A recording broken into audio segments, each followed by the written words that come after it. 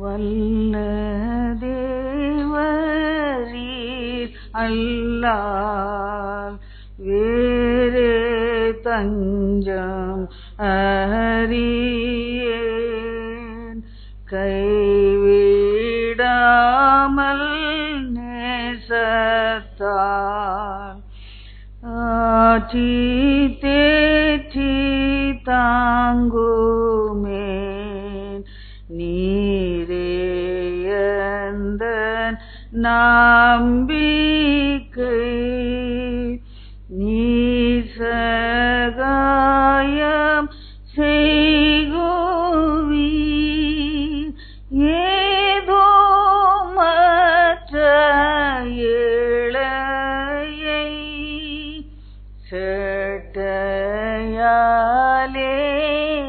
மூடுவீர். பேசுமடியார் கேட்கிறோம். இயேசு கிறிஸ்துவின் பரிசுத்த நாமத்திலே பிதாவே, ஆமென். நம்ம வாசித்த சங்கீதம் 39ஆம் சங்கீதம். அதுல சங்கீதக்காரன் சொல்லுகிறார் 7ஆம் வசனத்திலே, இப்பொழுதும் ஆண்டவரே, நான் எதற்கு எதிர்பார்த்திருக்கிறேன், நீரே என் நம்பிக்கை. 9ஆம் வசனம், நீரே இதை செய்தீர் என்று நான் என் வாயை திறவாமல் மௌனமாயிருந்தேன். நம்முடைய வாழ்க்கையில சம்பவங்கள் நடக்கிறது, நீரே இதை செய்தீர் என்று நம்மாலே சொல்ல முடியுமா? சங்கீதக்காரன் சொல்லுகிறான், எவ்வளோ உபத்திரவங்கள், எவ்வளோ பாடுகள், எவ்வளோ கஷ்டங்கள் வந்தது. ஏன் என்று ஆண்டவர்கிட்ட கேள்வி கேட்காதபடி நீரே இதை செய்தீர் என்று சொல்லி கர்த்தருடைய கரத்துல முற்றிலுமாக ஒப்புவித்து ஜெபிக்கிறத பாருங்க. நீரே இதை செய்தீர் என்று நான் என் வாயை திறவாமல் மௌனமாய் இருந்தேன். ஏன் அப்சலோம் துரத்திட்டு வரணும் தாவீது ராஜாவை? ஏன் வெறுங்காலோட அழுதுகிட்டு போகணும்? ஏன் காட்டுக்குள்ள போய் தங்கி இருக்கணும்? ஏன் உபத்திரவம், ஏன் கஷ்டம், ஏன் இந்த உபத்திரவம் என்று சொல்லும் போது கேள்வி கேட்காதபடி நீரே இதை செய்தீர் என்று சொல்லி தன்னுடைய வாழ்க்கையை முற்றிலுமா கர்த்தருடைய கரத்துல அர்ப்பணிக்கிறத பார்க்க. இப்பொழுதும் நான் எதற்கு எதிர்பார்த்திருக்கிறேன், எதிர்பார்க்கிற காரியங்களும் நான் ஒன்றும் எதிர்பார்க்கல, நீர் தான் என் நம்பிக்கை. என் வாழ்க்கையில் இப்படி நடக்கணும், இப்படி நடக்கணும் என்று சொல்லி எதையும் எதிர்பார்க்காதபடி நீர்தான் என் நம்பிக்கை என்று சொல்லி சொல்லுகிறார். எதையும் எதிர்பார்த்து கூட கர்த்தர்ட்ட அவர் கேட்கல. சங்கீதம் 139 23 24,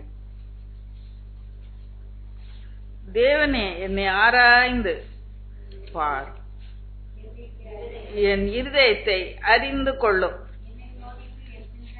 என்னை சோதித்து என் சிந்தனைகளை அறிந்து கொள்ளும், வேதனை உண்டாக்கும் வழி என்னிடத்தில் உண்டோ என்று பார்த்து நித்திய வழியிலே என்னை நடத்தும் என்று செபிக்க. நீர் என்னை ஆராய்ந்து என் இருதயத்தை அறிந்து கொள்ளும். நம்ம இருதயத்தை கர்த்தர் ஆராய்ந்து பார்க்கும் போது அதிலே உள்ள கேடுகள் எல்லாம் வெளிப்படும். மன்னாவை கொடுக்கும் முன்பதாக அப்படிதான் சொல்லுகிறார். உபாமம் 8ஆம் அதிகாரம் 3ஆம் வசனம் இப்படியாய் சொல்லுகிறது, அவர் என்னை சிறுமைப்படுத்தி என்னை பசியினால் வருத்தி, மனுஷன் அப்பத்தினாலே மாத்திரமல்ல கர்த்தருடைய வாயிலிருந்து புறப்படுகிற ஒவ்வொரு வார்த்தையினாலும் பிழைப்பான் என்பதை உனக்கு உணர்த்தும்படிக்கு நீயும் உன் பிதாக்களும் அறியாதிருந்த மன்னாவினால் உன்னை போஷித்தார். 2ஆம் வசனம், உன் இருதயத்தில் உள்ளதை நீ அறியும்படிக்கு என்று சொல்லி பார்க்கிறோம். பசியினாலே வருத்தும் போது அவர்கள் முறுமுறுத்தார்கள். நாங்களெல்லாம் இஸ்ரவேல் ஜனங்கள், நாங்களெல்லாம் தேவனுடைய பிள்ளைகள், நாங்களெல்லாம் ஒழுங்காக அவர் பின்னாலே நடந்து வருகிறோம் என்று சொல்லி நினைத்து கொண்டு இருக்கிறாங்க. பசி வந்த போது முறுமுறுத்து இருதயத்தில் உள்ளத அவர்கள் அறிந்து கொண்டார்கள். இருதயத்துல கர்த்தரை முறுமுறுக்கிற தன்மை இருக்கு என்று சொல்லி அந்த பசியினாலே வருத்தப்படும் போதுதான் அறிந்து கொண்டான். அதனாலதான் பசியினால வருத்தப்படுத்தினார் என்று சொல்லி பார்த்தோம். இப்பொழுதும் நான் எதற்கு எதிர்பார்த்திருக்கிறேன்? நீரே என் நம்பிக்கை. மோசேயை குறித்து பார்க்கிறோம். எண்ணாமம் 11ஆம் அதிகாரம் 15ஆம் வசனம் வாசிக்க கேட்டு. எண்ணாமம் 11:15. உம்முடைய கண்களிலே எனக்கு கிருபை கிடைத்ததானால் இப்படி எனக்கு செய்யாமல் என் உபத்திரத்தை நான் காணாதபடிக்கு இப்பொழுதே என்னை கொண்டு போடும். மோசே நம்ம பார்க்கிறோம், பரிசுத்தவான், கர்த்தர் மேலே நம்பிக்கை வைத்து வாழ்ந்தவர். சூழ்நிலை வரும்போது அவர் எப்படி ஜெபிக்கிறார்? என்னை கொண்டு போடும் என்று வேண்டிக் கொண்டான். நெருக்கப்படுகிற காலங்களிலே அவரே தஞ்சம். ஏன் அப்படியாக கர்த்தருடைய சமூகத்திலே என்னை கொண்டு போடும் என்று மோசே ஜெயிப்பதன் காரணம் என்ன? ஜனங்கள் முறுமுறுக்கிறார்கள். முறுமுறுக்கிறார்கள் என்று சொல்லும் போது இந்த மண்ணை தவிர சாப்பிட ஒண்ணும் இல்லை. இன்னும் சில சாப்டர் பிந்தி கடந்து வாசித்தோம். இந்த அற்பமான உணவு மண்ணா எங்க மனதுக்கு வெறுப்பா இருக்கு என்று சொல்லுகிறார். இந்த மன்னாவை தவிர ஒண்ணும் இல்லை என்று முறுமுறுக்கிறாங்க. நாங்க எகிப்திலே சாப்பிட்ட வெங்காயம், கீரை, பூண்டுகள் எல்லாம் எங்கே? மச்சங்கள் எங்கே? இறைச்சி பாத்திரத்தை வைத்து சட்டி சட்டியா நாங்க கறி தின்னோம். இப்போ ஒன்றுமே இல்ல, மனது வாடி போகுது சொல்லி முறுமுறுக்கிறாங்க. இறைச்சி கொடு. மோசேட்ட வந்து வாதாடுறாங்க. மோசே என்ன பண்ணுவார் பாவம்? நான் இத்தனை பேருக்கு நான் எப்படி இறைச்சி கொடுப்பேன்? நான் இவர்களை பெற்றேனா? உடனே மோசே முறுமுறுக்க ஆரம்பிக்கிறாரு. மோசே முறுமுறுக்கிறது பயங்கரமாக இருக்கிறது. நீ ஒரு பிள்ளைய தகப்பன் தோல்ல சுமக்கிறது போல சுமந்து கொண்டு வர்றதுக்கு நான் இவர்களை பெற்றேனா? இந்த உபத்திரத்தை காணாதபடி நீர் என்னை கொண்டு போடும் என்று சொல்லி ஜெபிக்கிறார். எவ்வளவு பரிசுத்தவான்! நீரே நம்பிக்கை என்று தாவீது சொன்ன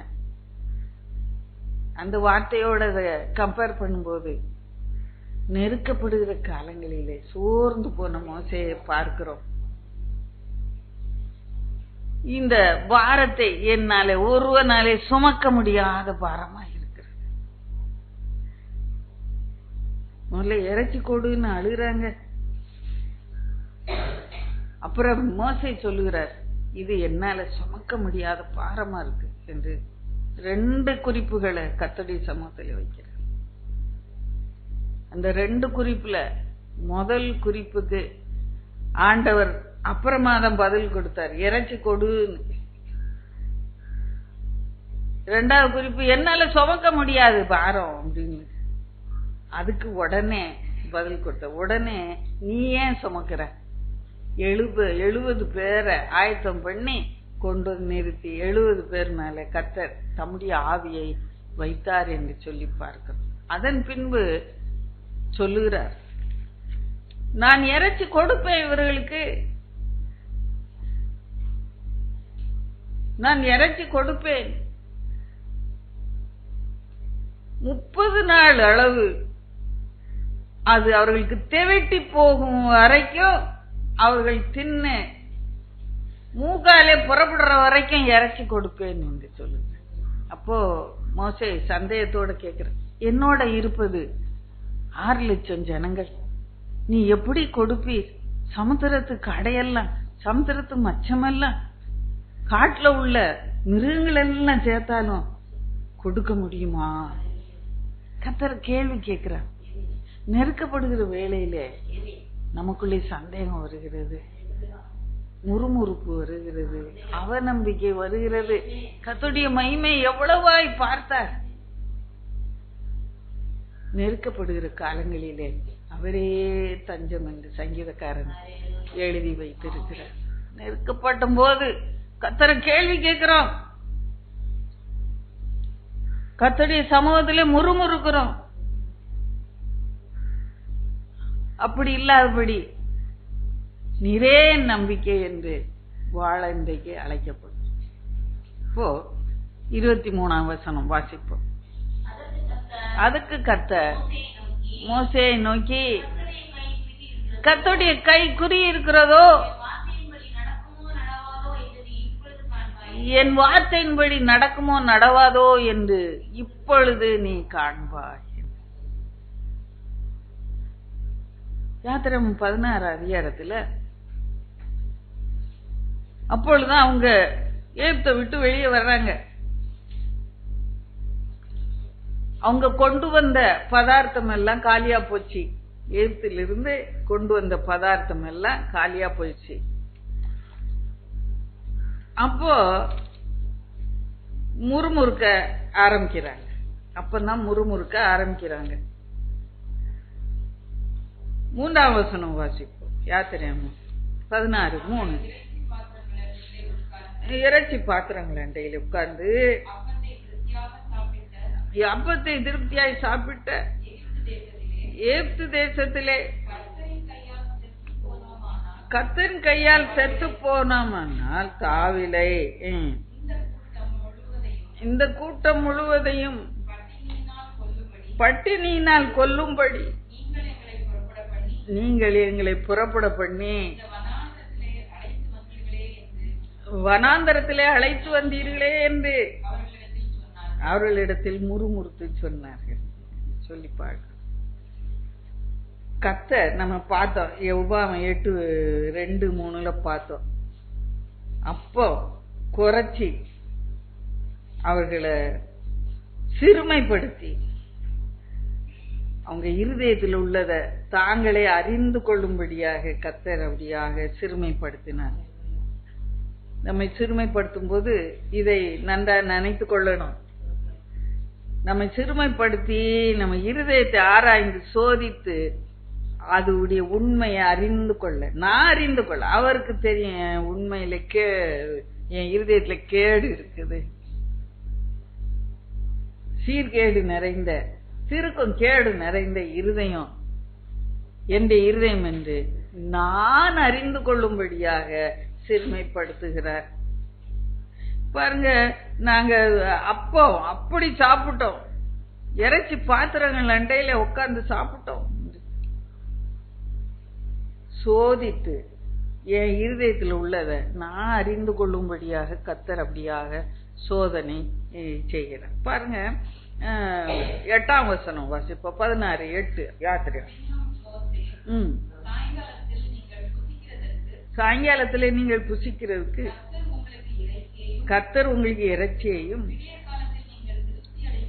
நீங்கள் விடிய காலத்திலே திருப்தி அடைகிறதுக்கு அப்பத்தையும் கொடுக்கையிலும் இது விளங்கும். கர்த்தருக்கு விரோதமா நீங்கள் முறுமுறுத்த உங்கள் முறுமுறுப்புகளை அவர் கேட்டார். நாங்கள் எம்மாத்திரம், உங்கள் முறுமுறுப்புகள் எங்களுக்கு அல்ல கர்த்தருக்கே விரோதமாய் இருக்கிறது. ஊழியக்காரன்ட்ட வந்து எங்களுக்கு அப்போ இல்லை இறைச்சி இல்லை என்று முறுமுறுக்கிறாங்க. அப்போ மோசே சொல்லுகிறார், கர்த்தருக்கு விரோதமா நீங்க முறுமுறுக்கிறீங்க என்று சொல்லி சொல்லுகிறார். அப்பவே 13ஆம் வசனத்துல பார்த்தா காலையில மன்னா வந்துச்சு, சாயங்காலத்திலே காடைகள் விழுந்து கிடந்து. இங்க 16ஆம் அதிகாரத்திலே காடை கொடுத்து இருக்கிறார். மன்னாவையும் கொடுத்தே வந்திருக்கிறார். இந்த மன்னாவை குறித்து ஒரு கட்டளை இட்டார். தினந்தோறும் ஒரு ஓமர் அளவுக்கு அவரொரு சேர்த்து சாப்பிடலாம்.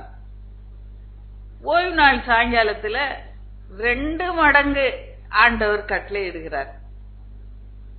முதல் நாள் வச்சத வாரத்தின் 6 நாள்ல அடுத்த நாள் வச்சா அது பூச்சி பிடித்து நாற்றம் எடுத்து கெட்டு போயிடும். 6வது நாள் அவங்க ஓய்வு நாளுக்கு என்று 2 மடங்கு சேர்த்து வைக்கும்போது அது பூச்சி பிடிக்காது, நாற்றம் எடுக்காது, கெட்டு போகாது. அப்படியான மன்னாவை அவ்வளவு அழகா நேர்த்தியாக அதை ஆயத்தம் பண்ணி தருகிறார். அது மாத்திரமல்ல, அந்த உடன்படிக்கை பெட்டியிலே ஒரு பொற்பாத்திரத்திலே மன்னா ஒரு ஓமர் அளவு எடுத்து வைத்தார்கள். அது 40 வருஷம் ஆகியும் கெடவே இல்லை. எவ்வளவு அதிசயமான ஒரு காரியம்! அது மாத்திரமல்ல, தினந்தோறும் வானத்திலிருந்து விழுந்து கிடக்கும். அதை பொறுக்கிக் கொள்வார்கள். பொறுக்காம விட்டது வெயில் ஏறும்போது உருகி போகும். அந்த வெயில் சூட்ட கூட அது தாங்காதது.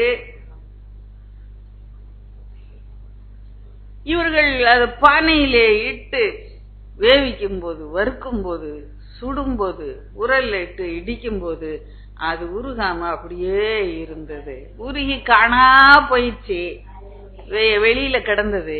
சட்டியில தீக்குள்ள வச்சது அப்படியே இருக்கு, வறுபட்டு சாப்பிடுற அளவுக்கு அவ்வளவு ருசியா தேனிட்ட பணியாரம் போல இருந்தது. இன்னும் ஒரு ஆச்சரியமான மன்னா,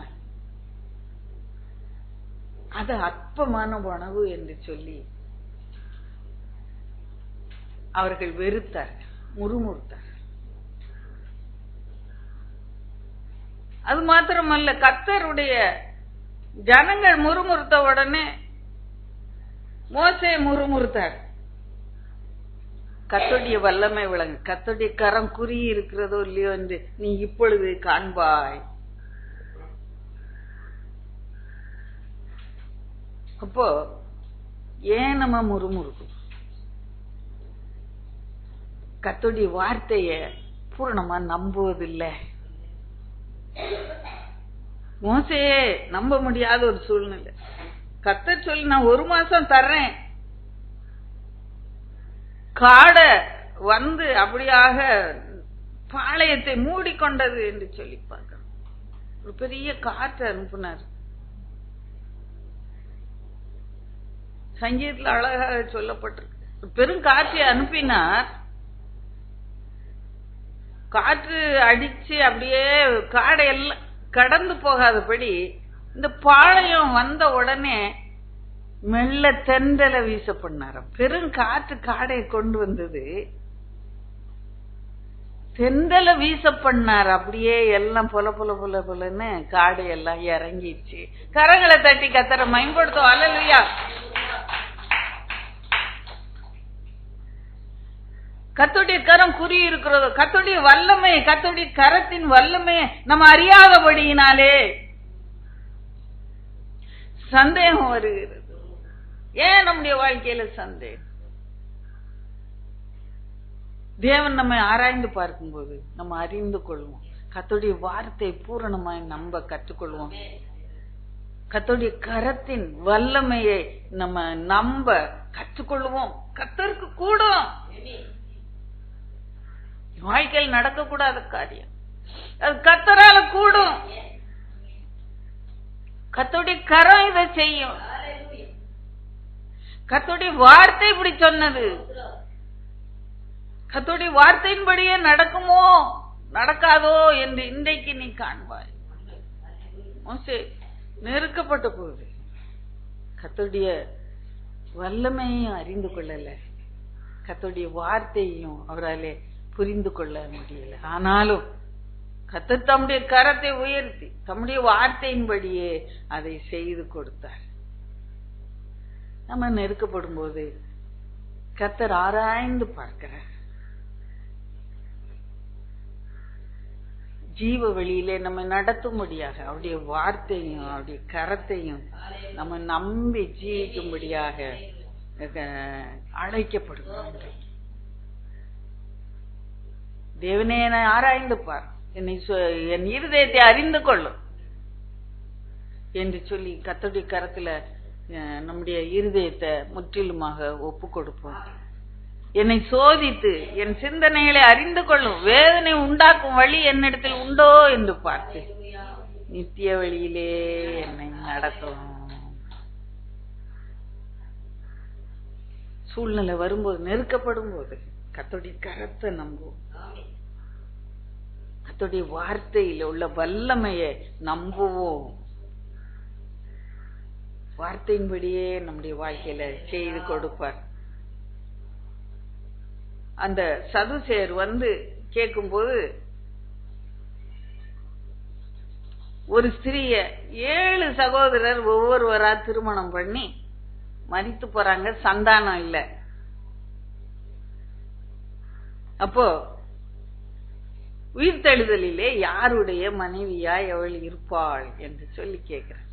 அப்போ ஆண்டவர் என்ன சொல்றாரு? கர்த்தருடைய வார்த்தையை, கர்த்தருடைய வல்லமை நீங்க நம்பாததுனால, கர்த்தருடைய வார்த்தையும் அவருடைய வல்லமையும் நீங்க நம்பாதபடினால தப்பான எண்ணம் கொண்டு இருக்கிறீங்க. உயிர்த்தெழுதல்ல கொள்வனையும் இல்ல, கொடுப்பனையும் இல்ல, தேவதூதர்களை போல இருப்போம். தப்பான எண்ணம் கொள்கிறீங்க. கர்த்தருடைய வார்த்தையை நம்பலன்னா தப்பான எண்ணம் நமக்குள்ளே இருக்கிறது. கர்த்தருடைய கரம் இதை செய்யும் நம்பலன்னா நமக்குள்ள தப்பான எண்ணம் இருக்கு. இன்னைக்கு அவிசுவாசத்தை எல்லாம் எடுத்து போடுற வாழ்க்கையில அது நடக்குமா? இந்த கோர்ட் கேஸ்ல ஜெயம் கிடைக்குமா? என் வீட்டுல ஒரு சந்தோஷம் உண்டாகுமா அப்படின்னு சந்தேகப்பட வேண்டாம். கர்த்தருடைய கரம் அதை நிறைவேற்றும். கர்த்தருடைய வார்த்தை சொன்னத கர்த்தருடைய கரம் உங்க வாழ்க்கையில நிறைவேற்றும். கரங்களை தட்டி கர்த்தரை மேம்படுத்தும். அல்லேலூயா. நெருக்கப்படுகிற காலங்களிலே அவரே தஞ்சம். நான் இவர்களை சுமந்து கொண்டு நான் வர இவர்களை பெற்றேனா என்று முறுமுறுத்தான் மோசே. நெருக்கப்படுகிறது. ஆனாலும் உபாகமத்திலே அவர்களை ஆசீர்வதித்து கானானுக்குள்ளே அனுப்பும் போது 1:31 பார்க்கிறோம். உபாகமம் 1:33 ஒரு மனுஷன் தன் பிள்ளையை தோள்ல சுமந்து கொண்டு வர்றது போல நீங்கள் இவ்விடத்துக்கு வருகிற வரைக்கும் நடந்து வந்த வழிகள் எல்லாவற்றிலும் உங்கள் தேவனாகிய கர்த்தர் உங்களை சுமந்து கொண்டு வந்ததை கண்டீர்களே. இப்போ 11 அதிகாரத்துல பார்க்கும்போது தானே சுமந்து கொண்டு ஜனங்களை வந்தது போல அவனுக்கு ஒரு எண்ணம். தான் தான் எல்லாம் செய்யற மாதிரி ஒரு எண்ணம். தான் தான் அவங்கள வழி நடத்துற மாதிரி, தான் தான் அவங்கள சுமந்து கொண்டு வர்ற மாதிரி ஒரு எண்ணம். நான் சுமந்து கொண்டு வர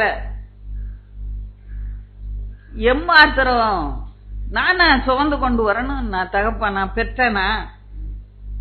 நானா பெற்றேன்? என்ன தூக்கிட்டு வர சொல்றீர்? தான் பொறுப்பு மாதிரி எடுத்துக்கிட்டாரு. ஆனா அந்த உபாகமத்துக்குள்ள வரும்போது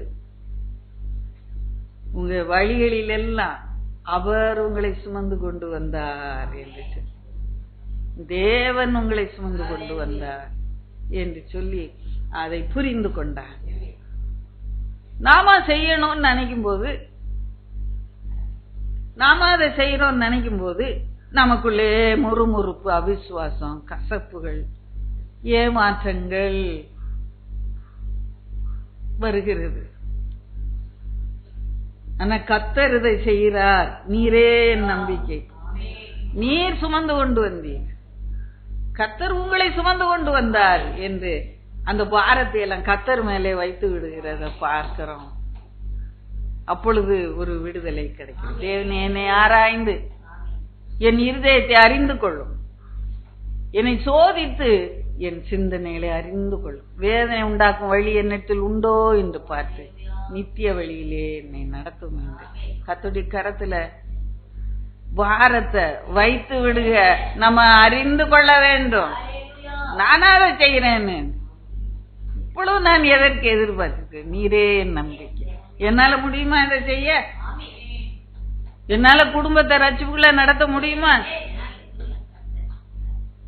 என்னால இந்த திருமணத்தை ஆயத்த பண்ண முடியுமா? நீரே இதை செய், நீரே இதை செய், நீரே என் நம்பிக்கை என்று சொல்லி கர்த்தர் மேல நம்பிக்கை, முழு நம்பிக்கை வைக்க கற்றுக்கொள்வோம். இன்னொரு வசனம் வாசிப்போம்.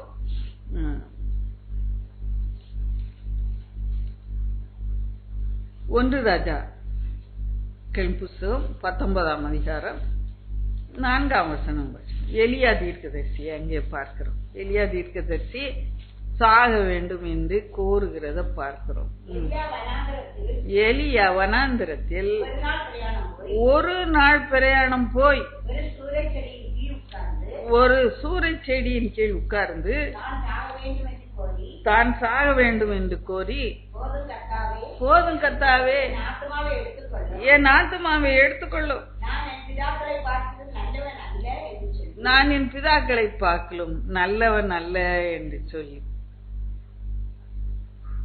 இங்கே தீர்க்கதரிசி மகிமையான ஒரு காரியத்தை செய்து முடிக்கிறார். பலிபீடம் கட்டி அக்கினி வந்து பட்சித்து போடுது பலிய. அவ்வளவு பெரிய அதிசயத்தை செய்துட்டு சோர்ந்து போய் ஏசபேல் தலையை சீவி போடுவேன் என்று சொன்ன உடனே பயந்து போய் அந்த இடத்தை விட்டு ஓடி போகிறது பார்க்கிறோம். ஓடி போய் வனாந்தரத்துல சூரச்செடி அடியில படுத்து நான் செத்து போட்டும், நான் சாக வேண்டும் என்று கோரி நான் நெருக்கப்படுகிற வேளையில அவிசுவாசம் வந்துருது, நெருக்கப்படுகிற வேளையில துக்கம் வந்துருது, பயம் வந்துருது. இவ்வளவு பெரிய வல்லமையான தீர்க்கதரிசி சோர்ந்து போய் சூரச்செடி அடியில படுத்து கிடந்து தூங்கிட்டு இருக்கிறான். நான் செத்து போறேன் அப்படி.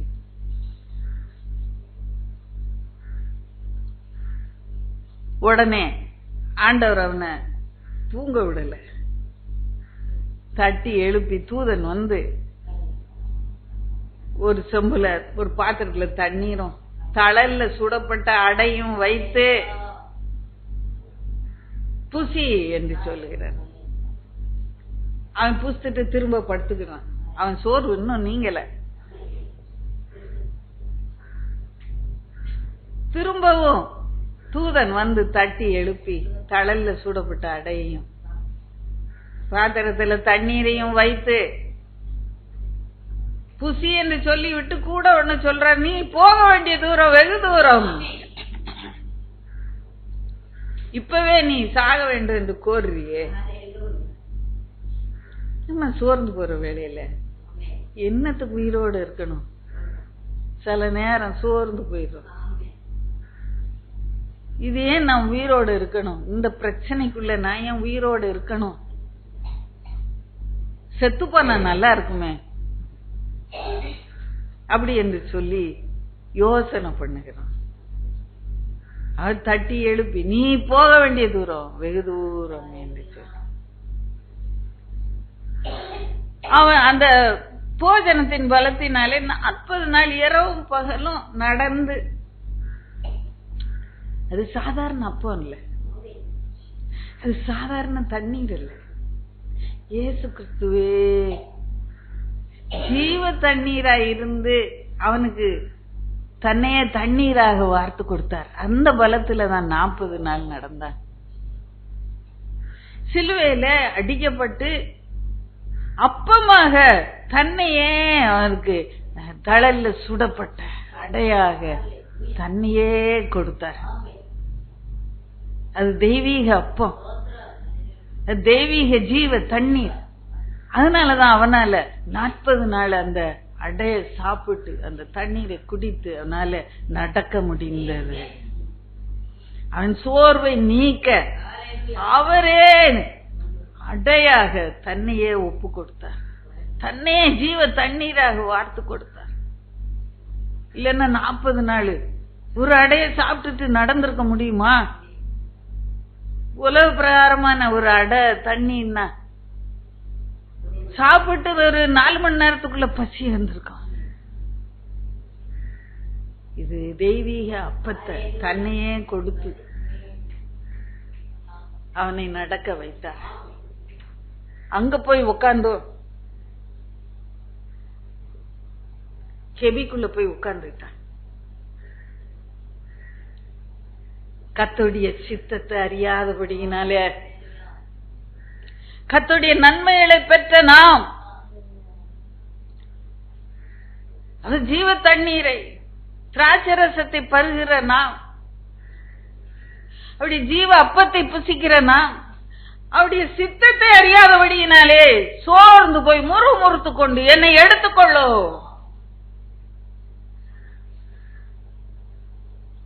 நான் நல்லவன் இல்லை என்று சொல்லி சுருண்டு உட்கார்ந்து கொண்டு இருக்கிறோம். கர்த்தருடைய சித்தத்தை அறிந்து கொள்ள இந்த ஏலியா கர்த்தருடைய சித்தத்தை அறிந்து கொள்ளவே. அப்போ கர்த்தருடைய சத்தம், ஏலியாவே இங்கே உனக்கு என்ன காரியம்? இந்த கெபிக்குள்ள ஏன் உட்கார்ந்துட்டு இருக்கிற? அப்போ அவன் ஒரு பதிலை சொல்லுகிறான். அதை நாம் வாசிப்போம். 10ஆம் வசனம். அதுக்கு அவன், சேனையின் தேவனாய கர்த்தருக்காக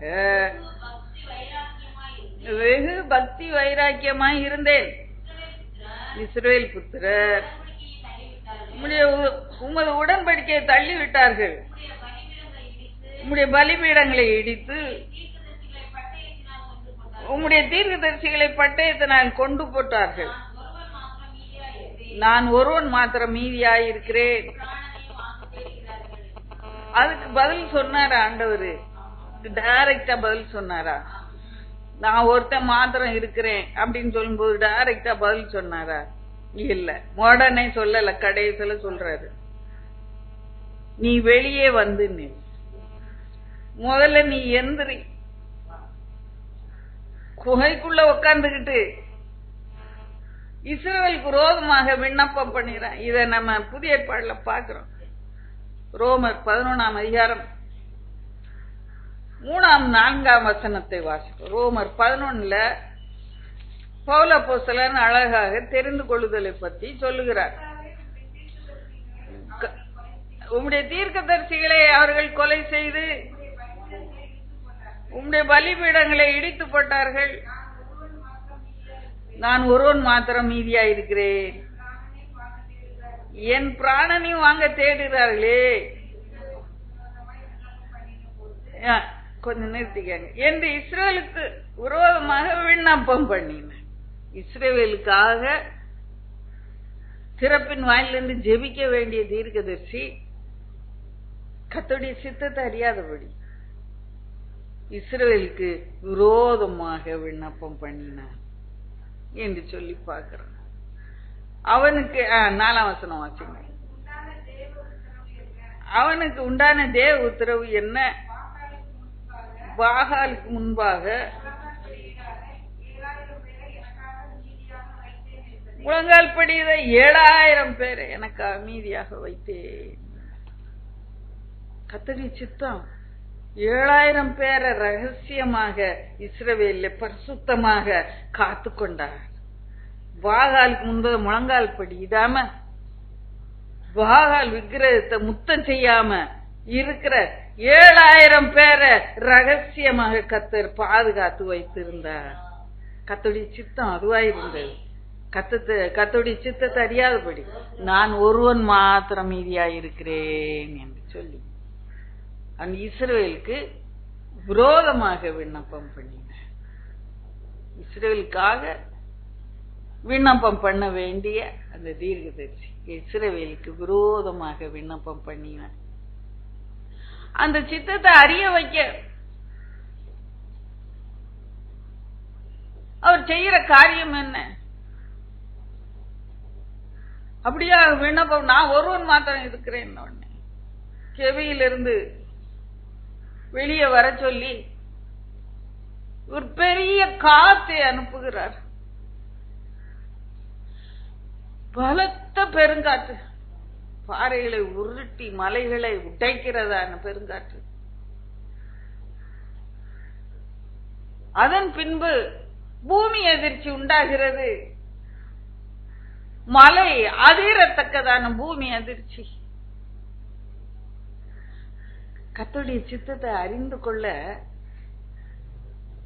அவனுக்கு ஒரு பயத்தை உண்டாக்குகிறது. அப்புறம் அக்கினி பற்றி எரிகிறது. அதன் பின்பு அமர்ந்த மெல்லிய சத்தத்துல பேசுகிறார். பேசும்போது நான் ஒருவன் மாத்திரம் இருக்கிறேன்னு சொன்னதுக்கு பதில் சொன்னாரா? இல்ல, நீ போய் ஆசையிலே சீரியான் மேல அபிஷேகம் பண்ணு, யெகூவை இஸ்ரவேல் மேலே. அவன் செய்யற வேலை சித்தத்தை மாத்திரம் அவன் செய்ய வைக்கிறான். யெகூவை இஸ்ரவேல் மேல ராஜாவாக அபிஷேகம் பண்ண. உன் இடத்துல எலிசாவை நீ திஸ்பியனாகிய எலிசா அவனுடைய மகன் எலிசாவை உன் ஸ்தானத்துல தீர்க்கதரிசி அபிஷேகம் பண்ணு என்று அபிஷேகம் பண்ணுகிற மகிமையான வேலையை கொடுத்துட்டு அதுக்கு பிறகு நான் இஸ்ரவேல்ல 7000 பேரை மீதியாய் வைத்திருக்கிறேன் என்று கடைசியாக சொல்லுகிறேன். கர்த்தருடைய சித்தத்தை அறியாதபடி கேள்வி கேட்டுக்கொண்டு இருக்கிறோம். கர்த்தருடைய சித்தத்தை அறிந்து கொள்ள ஒரு பயத்தை உண்டாக்கி யாத்திராகமத்தின் புஸ்தகத்தில் பார்க்கிறோம். அந்த ஜனங்கள், இஸ்ரேல் ஜனங்கள்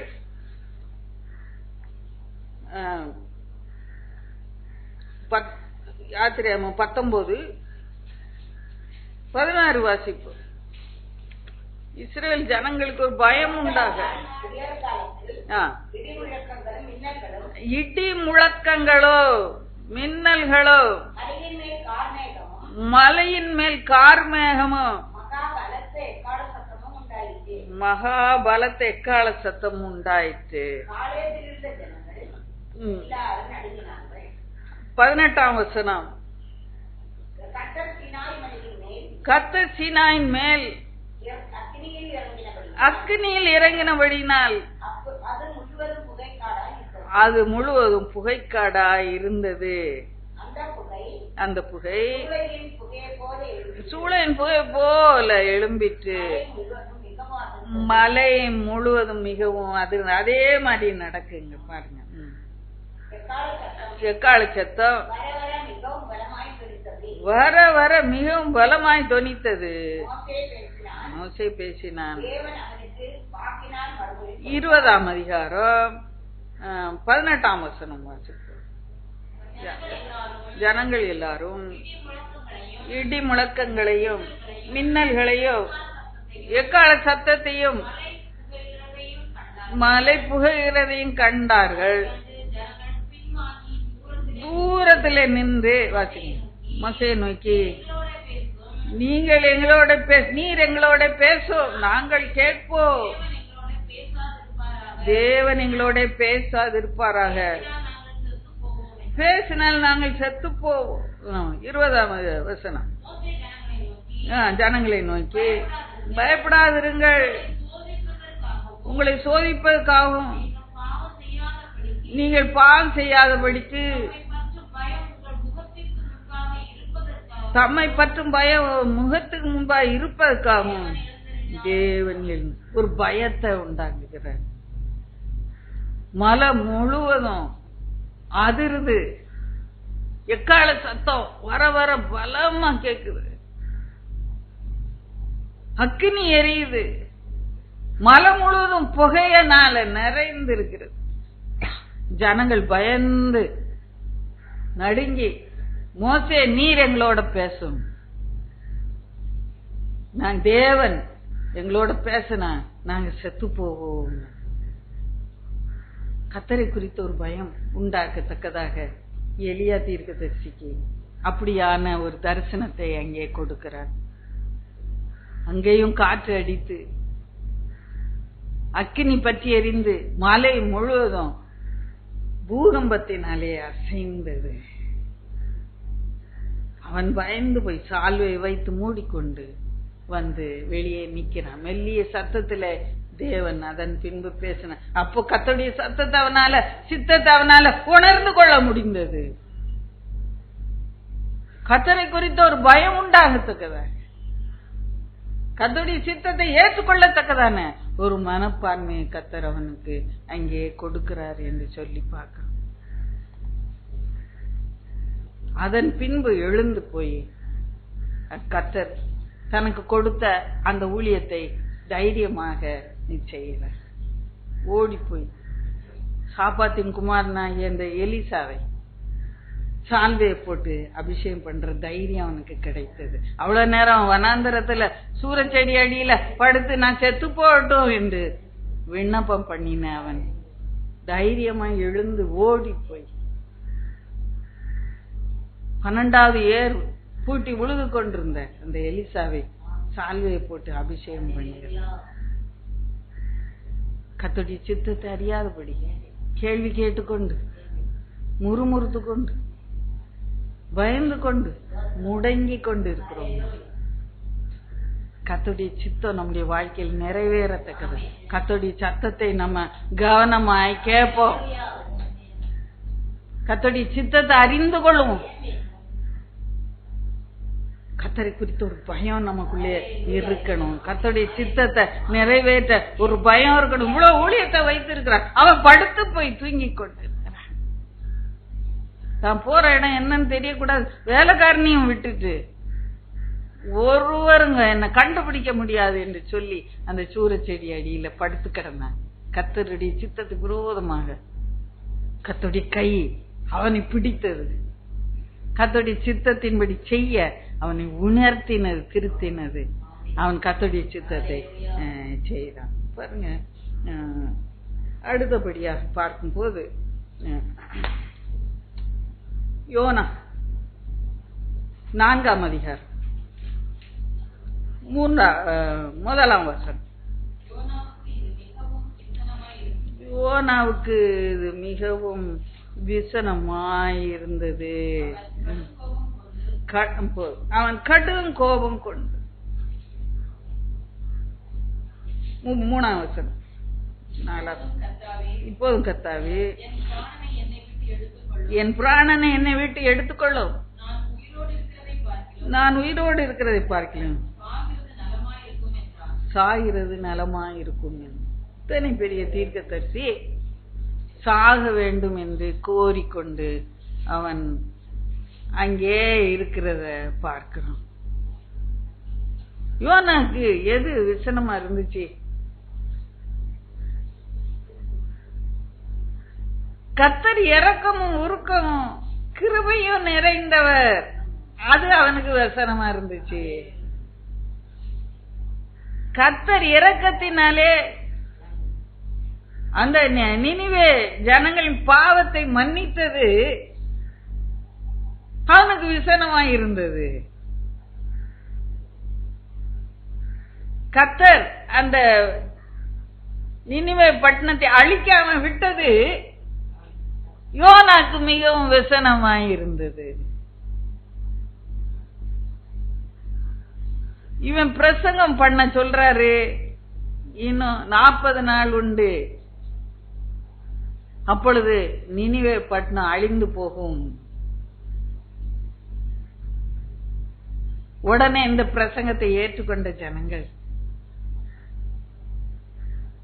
எல்லாரும் மனம் திரும்பி உபவாசம் இருந்து ரெட்டிலும் சாம்பலிலும் இருந்து ஒன்று புசிக்காம ஒன்று குடிக்காம இருந்து மனம் திரும்பி தீமையான செயலை விட்டு திரும்பி அவர்கள் ரட்சிக்கப்பட்டார். அது அவனுக்கு விசனமாயிருந்தது. அவன் 2வது வசனத்துல சொல்றான், 4ஆம் அதிகாரம் 2வது. கர்த்தரை நோக்கி விண்ணப்பம் பண்ணி, கர்த்தாவே நான் என் தேசத்தில் இருக்கும் போதே நான் இதை சொல்லவில்லையா? இது நிமித்தமே நான் முன்னமே தர்ஷீசுக்கு ஓடி போனேன். நீர் இரக்கம் பாருங்க, இரக்கம், கர்த்தருடைய இரக்கம், மன உருக்கம், நீடிய சாந்தம், மிகுந்த கிருபையும் உள்ளவர். அது அவனுக்கு விசனமா இருந்தது.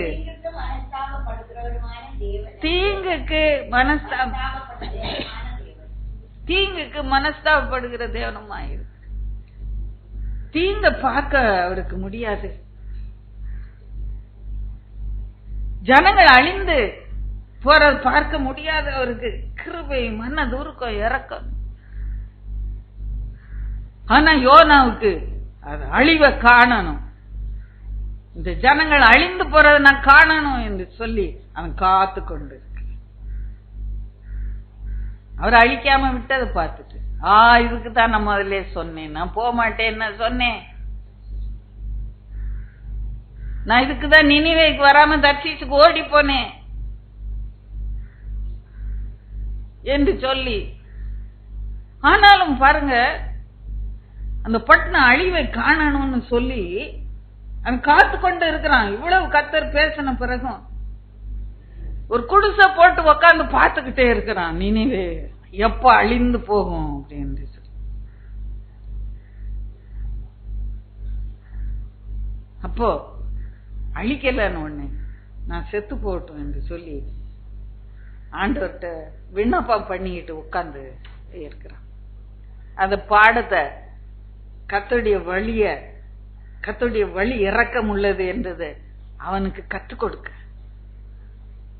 கர்த்தர் கிருபையாய் மன்னிக்கிறவர், அழிவை வெறுக்கிறவர் என்பதை உணர்த்தும்படியாக அவனுக்கு ஒரு பாடத்தை கற்பிக்க ஆண்டவர் விரும்புகிறார். கர்த்தருடைய வழியை அறிந்து கொள்ள யோனா அறிந்து கொள்ள ஒரு காரியத்தை செய்கிறான். குடிசை போட்டு உட்கார்ந்துருக்கான். ஒரு ஆமணக்கு அது ஓங்கி வளருது, சாதாரணமா வளரல, ஓங்கி வளர்ந்து ஒரே நாள்ல அது அப்படியே கூடாரம் முழுவதையும் மூடிக்குச்சு. இந்த ஆமணக்கின் மேல ரொம்ப சந்தோஷமா இருந்தான் அவன். அடுத்த நாள் விடிய காலத்துல ஒரு பூச்சை கட்டளிட்ட. அந்த பூச்சி எல்லாவற்றையும் அரித்து தின்னு போட்டது. அப்ப வெயில் அவன் மேல பட்ட உடனே மனம் அடிவானான் என்று சொல்லி பார்க்க, மனம் அடிவான். அப்போ ஆண்டவரை பார்த்து, நீ வளர்க்காதது, நீ நட்டாதது, நீ விதைக்காதது, நீ வளர செய்யாதது, ஒரு செடி வளர்ந்து வந்தது, அந்த செடிக்காக நீ கவலைப்படுற, அழிந்து போச்சே பூச்சி. அப்போ நான் 1,20,000 பேரு வாழற அந்த நினிவேக்காக பரிதவிக்காமல் இருப்பேனோ என்று சொல்லி அவனுக்கு கற்றுக் கொடுக்கிறார். கர்த்தருடைய வழியை கற்றுக் கொடுக்கிறார். வலது கைக்கும் இடது கைக்கும் வித்தியாசம் அறியாத ஜனங்கள் மேல நான் பரிதவியாமல் இருப்பேனோ. கர்த்தருடைய வழி இரக்கம் உள்ளது, கர்த்தருடைய வழி சமாதானம் உள்ளது, கர்த்தருடைய வழி ஜீவனுக்கு ஏதுவானது. அதை நீ கற்றுக்கொள்ளணும், நீ அறிந்து கொள்ளணும். கர்த்தருடைய வழியை அறிந்து கொள்ள, அப்படியே அந்த செய்தி அப்படியே முடிந்து போகுது. அவன் பாருங்க 8ஆம் வசனம், 9ஆம் வசனம்.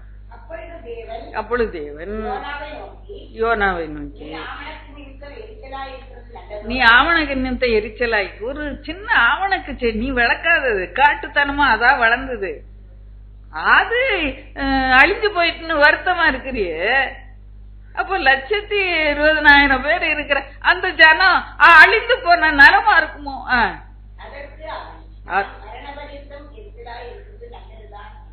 மரண பரியந்தான் நான் எரிச்சலா இருக்கிறது நல்லதுதான். கர்த்தருடைய வழியை அறிந்து கொள்ளவே முடியல. கர்த்தருடைய வழியை அறிந்து கொள்ளாதபடி நம்ம கர்த்தருக்கு விரோதமாக பேசவே கூடாது. கர்த்தருடைய வழியை அறிந்து கொண்டு கர்த்தருடைய பலத்த கரத்துக்குள்ளே அடங்கி இருப்பது நல்லது. பாருங்க, அடுத்தபடியாக கர்த்தருடைய வழியை அறிந்து கொள்ள வேண்டும் என்று சொல்லி மத்தேயு 14:30 பேதுரு அங்கே தண்ணீர் மேலே நடந்து வருகிறார் கர்த்தரோடு.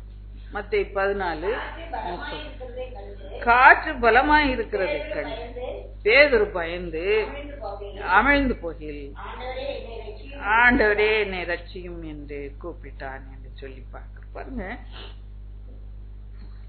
கர்த்தருடைய பிரசன்னம் வாழ்க்கையில ரொம்ப முக்கியமானது. நம்மோடு கூட இருக்கிறார். அந்த பிரசன்னம் வாழ்க்கையில முக்கியமானது. அதை உணர்ந்து கொள்ளணும். நம்ம பிரசன்னம் என்று சொல்லும்போது 2 விதமான பிரசன்னத்தை நான் இந்த இடத்துல காண்பிக்க விரும்புகிறேன்.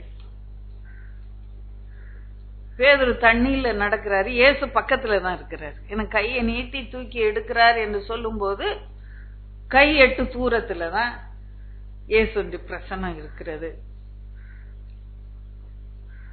அந்த பிரசன்னத்துல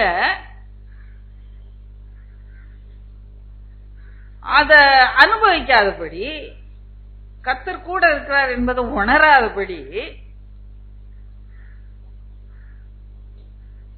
இவன் காற்று பலமாய் இருக்கிறதை பார்க்கிறான். அப்ப கர்த்தருடைய பிரசன்னம் நம்மோட கூட இருக்கும்போது நம்ம வேற எதையாவது சிந்தித்து கொண்டு இருந்தோம்னா, கர்த்தருடைய பிரசன்னம் அங்கே இருந்தாலும் கூட அது நமக்கு உதவி செய்ய முடியாது. ஆண்டவரே நான் மடிந்து போகிறேன் என்று சொல்லி கூப்பிட்டார். அற்ப விசுவாசியே ஏன் சந்தேகப்பட்டாய்?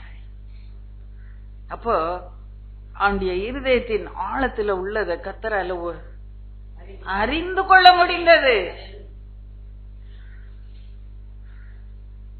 சந்தேகம் வந்துச்சு. காற்று பலமா இருக்கே, தேசம் எனக்கு உதவி செய்வாரா?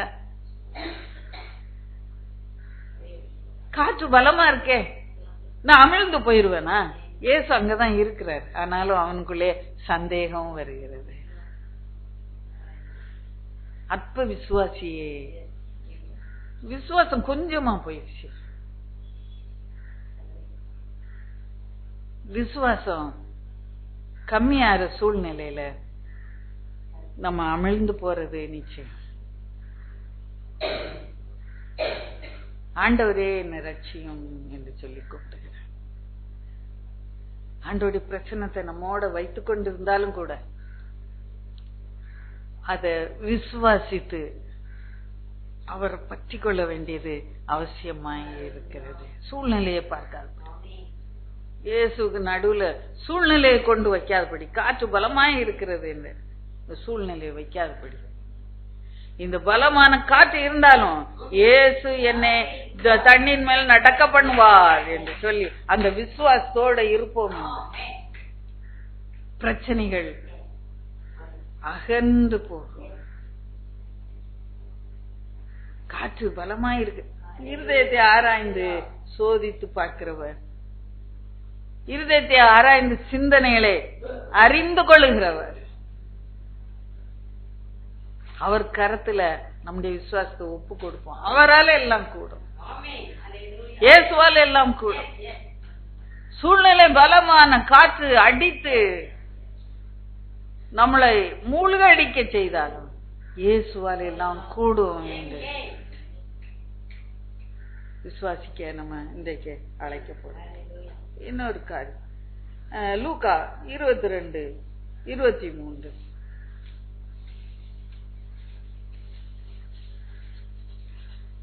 22-23. அப்பொழுது அவர்கள்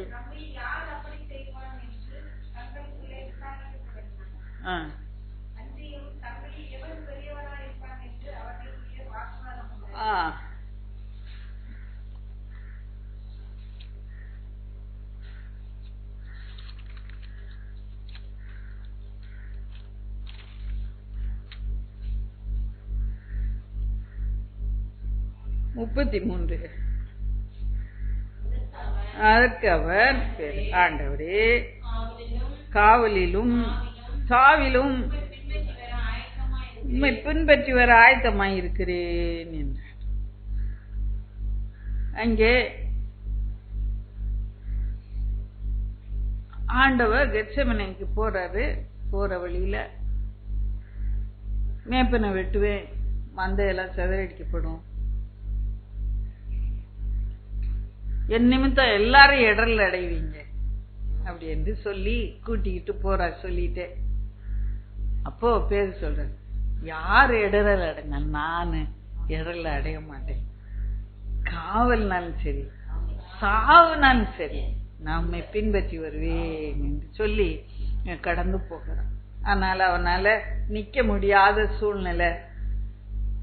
அப்போ சேவல் கூவு முன்னால நீ என்ன அறிந்திருக்கிற 3 தரம் மறுதளிப்பாய் என்று சொல்லுகிற.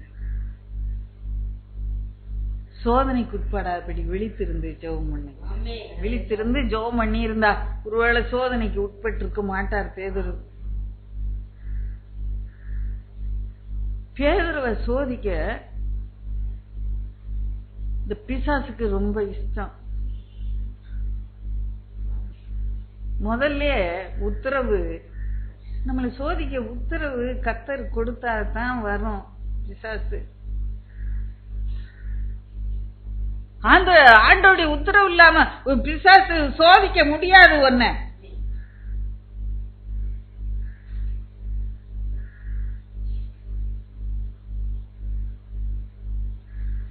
உன்னை கோதுமை சுளையினால புடைக்கிறது போல உன்னை சோதிக்க சத்துருவானவன் உத்தரவு வாங்கி கொண்டான்.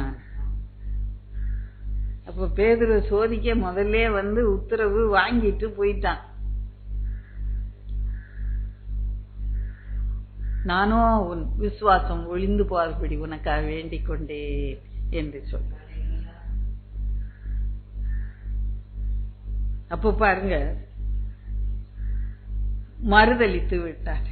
நான் அவரை அறியேன் என்று சபிக்கவும் சத்தியம் பண்ணவும் தொடங்கினேன் என்று சொல்லி பார்க்க. காவல்லையும் நிக்க முடியல, சாவலையும் கூட நிக்க முடியல, எல்லாம் பின்வாங்கி ஓடி போயிட்டாரு. தேவனே, என்னை ஆராய்ந்து என் இருதயத்தை அறிந்து கொள்ளும், என்னை சோதித்து என் சிந்தனைகளை அறிந்து கொள்ளும். வேதனை உண்டாக்கும் வழி என்னிடத்தில் உண்டோ என்று பார்த்து நித்திய வழியிலே என்னை நடத்தும். பேதுரு சோதிக்க சத்ருவானவன் உத்தரவு வாங்கி வைத்துக் கொண்டு சோதித்தான். விசுவாசம் ஒளிந்து போகாதபடி ஆண்டவர் நமக்காக வேண்டுதல் செய்து கொண்டே. சோதிக்கப்படுறீங்களோ, சோதனை வழியா கடந்து போறீங்களோ, கர்த்தர் உங்களுக்காக வேண்டுதல் செய்து கொண்டே இருக்கிறார். அவன் அந்த நேரம் விசுவாசத்துல குந்தி போய் சோதனையில தோத்து போகிறான். ஆனாலும் கர்த்தர் அவனுக்காக வேண்டுதல் செய்ததுனால அவனால மறுபடியும் கர்த்தரோடு இசைந்து வாழ முடிந்தது. சோதிக்கப்படும் போது அங்கே உள்ள என்கொயரி நடந்துகிட்டு இருக்கு, இங்க வெளியே பேதுரு நிக்கிற. கடைசியா 3ஆம் தரம் மறுதளித்த போது இயேசு அங்கிருந்து திரும்பி பார்க்கிற. உடனே கர்த்தருடைய வார்த்தையை அவன் வார்த்தையை நினைவு கூறும் போது, கர்த்தருடைய வார்த்தையை நம்ம மனதில் வைத்துக் கொள்ளும் போது, கர்த்தருடைய வார்த்தையை மறவாமல் மனதிலே பதித்து வைத்துக் கொள்ளும் போது இந்த சோதனையிலிருந்து நம்மாலே வெளியே வர முடியும். சோதனையில் விழுந்தாலும் பரவாயில்ல. இயேசு அங்கே அவனை நோக்கி பார்த்து அவன் உணர்ந்தவனாய் கர்த்தருடைய வார்த்தையை நினைத்து உணர்ந்தவனாய், மறந்து போன அந்த சம்பவத்தை மறுபடியும் நினைவிலே கொண்டவனாய் வெளியே போய் மன்னம் கசந்து அழுது ஒப்புரவான. அதனால்தான் தேடி வந்தார். திபேரியா கடல் அருகே வீட்டெழுந்த வல்லமுடைய ஆண்டவர் வந்து நிற்கும் போது அவன் நடந்ததை மறுதளிச்சதெல்லாம் கத்தரு கேட்கல. பின்வாங்கி போனதை நினைச்சு கத்தர் கேட்கல. என் ஆடுகளை மேய்ப்பாயாக அந்த பொறுப்பை மறுபடியும் அவன் கையிலே கொடுக்கிறார். அவன் மறுபடியும் கத்தரோடு இசைந்து வாழ்ந்தான். ஆனா காவலிலும் சாவலிலும் நான் பின்பற்றி வருவேன் என்று சொன்ன வார்த்தை கடைசியில அவன் வாழ்க்கையில பூரணப்பட்டுச்சு. அவனுடைய இருதயத்தில் உள்ள ஆசை, நான் காவல்லையும் கத்தருக்கு சாட்சியா இருக்கணும், நான் சாவிலும் கத்தருக்கு சாட்சியா இருக்கணும். அவன் சொன்ன அறிக்கை வாழ்க்கையில நிறைவேறு. இயேசுவ அடித்த சிலுவையில என்னையும் அடிங்க, நான் தகுதி இல்லை, என்னை தலைகீழ அடிங்க என்று சொல்லி தன்னை சாவுல அப்படியாக கத்தரோடு இருக்க ஒப்பு கொடுத்தார். கர்த்தருடைய கிருபைய பற்றி கொள்ளுவோம், கர்த்தருடைய மன்னிப்பின் தன்மைய நம்ம பற்றி கொள்ளுவோம், கர்த்தருடைய பிரசன்னத்துல மகிழ்ந்திருக்க கற்றுக்கொள்ளுவோம். கர்த்தருடைய கிருபையை பற்றி கொண்டு நடக்கும் போது நம்ம வாய் தவறி சொன்ன அறிக்கை கூட நம்முடைய வாழ்க்கையில நிறைவேறும். கர்த்தருக்கு என்று வைராக்கியமாக ஒரு வாக்கியம் சொன்னா நான் காவலிலும் சாவலிலும் பின்பற்றி வர ஆயத்தமாயிருக்கும். அது உடனே அவனால செய்ய முடியல. வாழ்க்கையின் கடைசி கட்டத்துல அவனால அதை செய்ய முடிந்தது. கர்த்தர் தாமே நம்மோடு கூட இருந்து நம்ம விசுவாசத்துல வர்த்திக்க பண்ணுவாரா. கர்த்தருடைய விசுவாச வழிகளில நடப்போம். கர்த்தர் பெரிய காரியங்களை செய்வார். இயேசு நாமத்திலே ஆமென். நம் ஜெபத்துக்குள்ளாய் அப்படியே கடந்து போகலாம்.